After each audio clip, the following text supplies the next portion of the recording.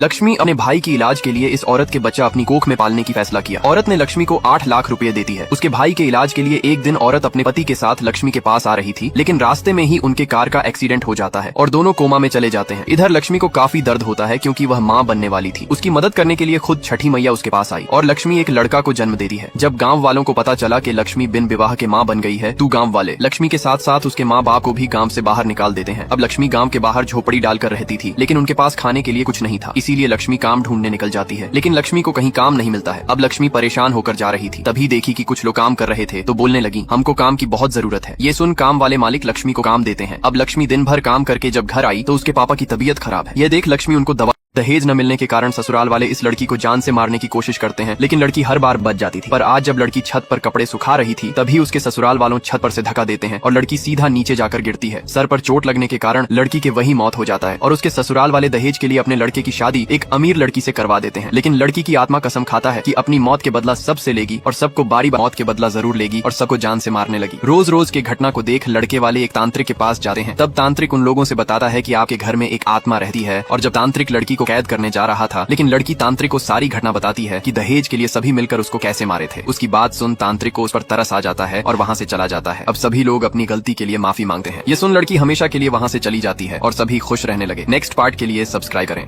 भवानी के माँ बाप इस दुनिया में न होने के कारण उसकी मामी उस पर बहुत जुल्म करती थी, लेकिन आज जब भवानी मेकअप कर रही थी तभी उसकी बहन मेकअप छीन कर बोली, तुझे पता है ये कितना महंगा है, तेरी औकात नहीं है हमारे मेकअप छूने की। लेकिन भवानी उसके लिए माफी मांग कर वहाँ से चली जाती है। इधर जब उसकी बहन अपने दोस्तों के साथ रील बना रही थी, लेकिन शाम होने के बाद भी जब घर नहीं आई तो भवानी को उसकी चिंता होने लगा तो उसे ढूंढने निकल जाती है। रील बनाते समय उसके दोस्त उसके साथ जबरदस्ती करने लगते हैं, तभी वहाँ भवानी आकर अपनी बहन को बचा लेती है। और जब घर आई तो उसकी मामी उसे ही भला बुरा सुनाने लगी, तेरी वजह से हमारी बेटी के ये हालत हुआ है। लेकिन भवानी मामी से झूठ बोल देती है कि आते समय बाइक से टकरा गई, इसीलिए दिव्या को चोट लगी। भवानी के मां न होने के कारण उसकी मामी उस पर काफी जुल्म करती थी। आज जब उनकी बेटी को देखने लड़के वाले आए, लेकिन लड़का उस लड़की के जगह पर भवानी को पसंद कर लेता है। अब घर आकर लड़का अपनी माँ से बोला, हम शादी करेंगे तो सिर्फ उसी लड़की से। तब माँ, वो लड़की अनाथ है, उससे तुम्हारा शादी नहीं हो सकता। लेकिन लड़का के जीत के आगे माँ मान जाती है और उन दोनों की शादी हो जाता है। लेकिन सास को लगने लगा भवानी के कोई संतान हो गया तो उसका बेटा सारी प्रॉपर्टी का मालिक बन जाएगा, इसीलिए बीमार होने का नाटक करने लगी ताकि भवानी उसी के सेवा में लगी रहे और अपने पति को टाइम न दे पाए। नेक्स्ट पार्ट के लिए सब्सक्राइब करें।